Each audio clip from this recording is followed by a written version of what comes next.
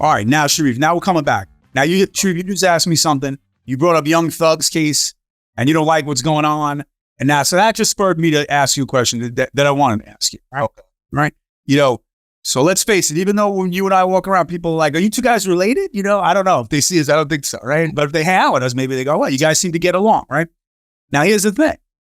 I know that you walk into a courtroom, you're going to get looked at, treated differently than if I walk in a courtroom. Ain't that right? So, yeah. I mean, like, I'm arrested. I know it. And right. And listen, I'm lucky that I can never experience what you've experienced. I don't care how much I learn about it, or encounter it through guys like you.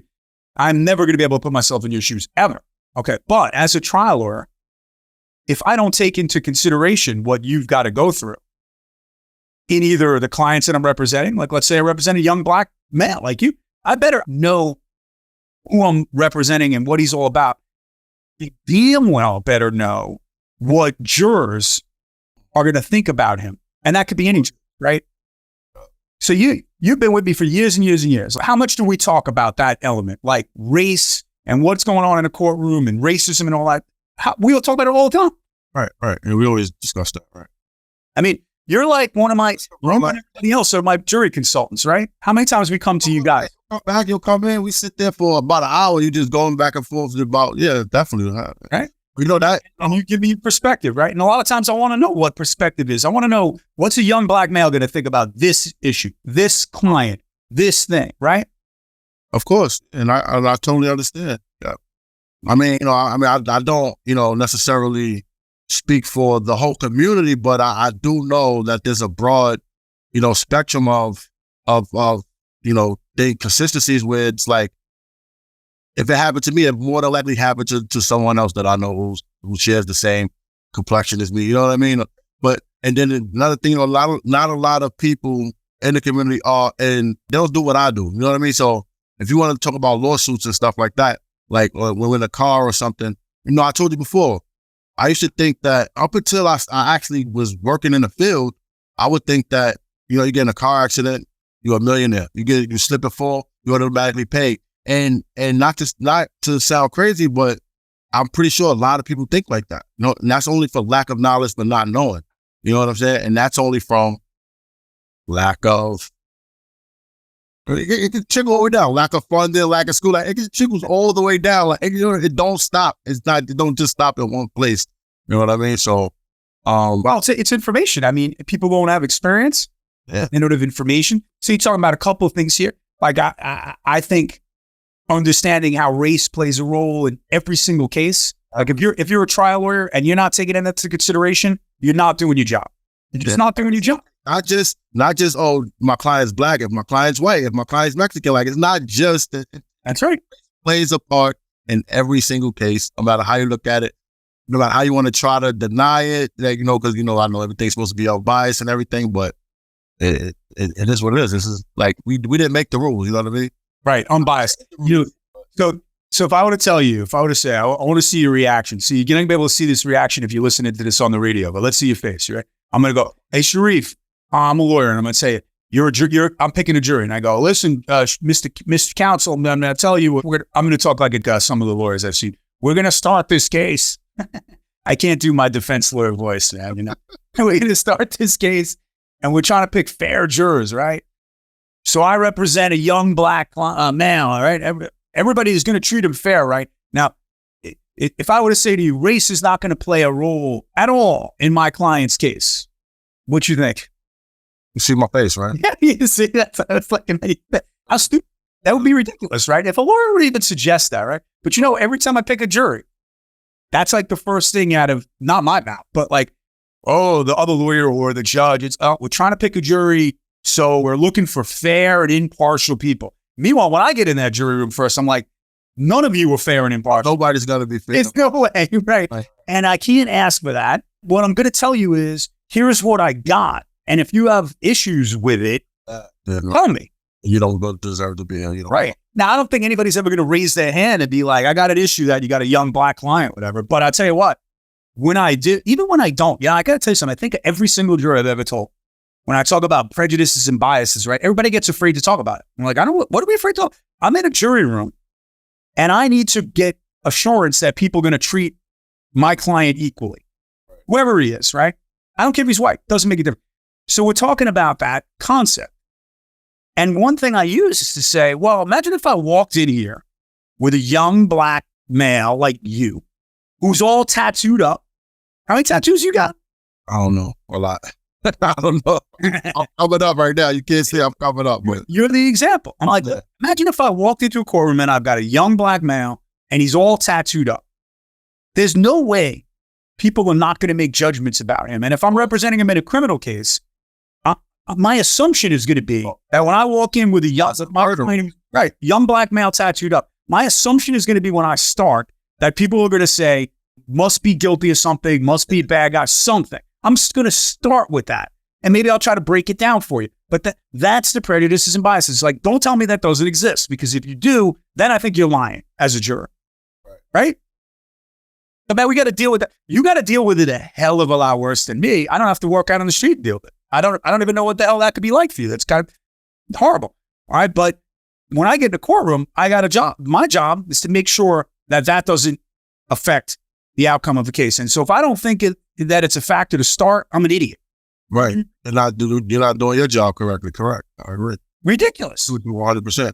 I mean, honestly, I want my lawyer to be like, yo, listen, maybe like that's again, maybe it's only because I'm in the field, but then you, like, just as many times as I say, maybe it's only because I'm in the field, you have to account for the people that's not in the field, that's in my demographic. You know what I'm saying? Because I know a lot of people call me for it won't be a case, but they'll call me for the smallest thing. Like, hey, yo, the door closed on my fingernail broke. It's like, bro, like, I get it, but you don't get it. Like, and that's only for, again, lack of understanding. You know what I'm saying? Like, yeah, I get it. But it's interesting, Shareiff, though, like a guy like you is out there and you're, you know what? There's a term for it. I got to pull my intellectual stuff. I can't, I can't, I don't play that role too well. I think guys like you are called connectors. There's a term for it. It's either like, maybe a better term, social media, be like influencer, but like a connect. So there are guys out in the community like you that the community is lucky to have, that people could go to and go, hey, I got this issue. You're a go-to guy, right? That people will say, I got a problem. And the good thing is that you have all of this education and experience and knowledge. Yes, agreed. I mean, so that's a major fact. So that's sort of a way that communities function. You're really talking about a sociological principle here. It's interesting. I think that's what we're going to talk about today, man. If I'd be more fun. But you're really hitting on a really sophisticated principle, okay? And that is where people in communities go. First of all, who they trust. Who do they trust? That's the main focus. That's the main thing right there is who do you trust? Yeah, okay. And we're going to talk about that and lawyers soon, but in a minute, because that's a good topic for you and I to talk about. Remember what I told you before? Remember we were on trial on the stolen case. Remember what I told you? You're like, oh, about why people don't, and I'm like, oh, like, that's crazy. Like, we don't really trust the court system. We don't trust the court system. Oh, you know what? That's a great. Let's trust the court system. That's right. Wait a minute. Wait. So let's tell that story. So wait. That's right. You're there with me on trial, and you're there at a lot of my trials. Right? Yeah. Not only because you're like 6'5" and could help me carry stuff and scare dudes away from you, but you're there because I'm like, dude, I want your opinion, right, on what's going on, a juror or something you see, and we value your opinion. And again, as a trial lawyer, if you don't tap into your resources, like you and other staff that I have here, you're an idiot. All right. But this particular trial, now remember, so we had a black female client, right? And the issue in the case had to do with like why she didn't do something with the police or talk to get a lawyer, right? And the defense was making a big deal out of it, right? And that's it. From what I remember now, you were like, look, I didn't even get it. You were like, Paul, let me explain something to you. Like, black people, they don't think they're going to get a fair shake by either the police. The minute, like, I don't understand, like, and this has been going on way before me. You know what I'm saying? Like I said, we didn't make the rules. Like, it's been so many instances of black people walking into the courtroom and not walking out. Like, you know what I mean? Unfairly, unjustly, like, you know what I'm saying? So it's I hate to say like it's in our DNA. You know what I mean? Because that sounds like so like, oh, like we can't get over it. You know what I'm saying? But it's almost like it's in our DNA. Like, yo, stay away from the courts, stay away from the cops, stay away from, you know what I mean? Like, it ain't in your DNA that the system has systematically, yes. That's the crazy part. Yo, that's the crazy part. It's like we hit the nail right on the head right there. Systematically, this is done. You know what I mean? And here's the thing that you, as an influencer or a connector in your community, got to put out there to the people in your community that you think are DNA bound to this principle. I bet you go out there and you're like, listen, you get a lawyer like Paul, that ain't gonna happen. All the time. What? All the time. I'm telling him, listen, I guarantee you, Paul, first of all, you already know, I tell him, he don't play none of that discrimination stuff, none of that. He don't, once you start playing on that type of, that you're going to insult him and he's going to go extra hard for you. That's why I tell him, yo, if don't let him feel like that they play with you because you're black or like you're Latino or something. Like, he going to go real, he going to lose it. Like, I'm telling you right now, he going to go crazy. You know what I mean? Like, I've been in an experience, but I told you where I was getting, I only want to talk about this on the webcam. Well, that's you, man. If you really want to be transparent, it was a situation where I was getting, mishandled by the police, and I had to tell them, I'm like, yo, you don't even understand who I work for. Like, I was ripping into them, like, you don't understand who I work for. He is going to tear you guys apart. I can't believe y'all doing this to me. It's because I'm black. I was going so crazy on them. Work, man. So crazy. Listen, I went so crazy that when I had to go to the precinct, right, to pick up property, I swear that my two arresting officers, they came outside and they apologized to me. I'm like, yo, I'm sorry. Like, we just did what our commanding officer, because basically what happened, long story short, we don't have to keep this, all right, but long story short, when the commanding officer showed up, he didn't assess the situation, anything. He literally just looked at me and said, take him. Like, you know what I'm saying? So there wasn't no, like, this happened. He didn't even, so of course, B feeling like he just looked at me, young black kid, and just assumed that I did something wrong. He went off on me. And so I feel like he violated me. So yeah, so I went off on him for that. And I promised to God, when I went to pick up my stuff, both of the officers came outside. Can we just talk to you for a second? I just want to apologize. Sorry about that. We were just doing, we weren't really acting in the right. They apologized. Like, and I could have had them dead to right at that point. I should have sold them, because I could have had them.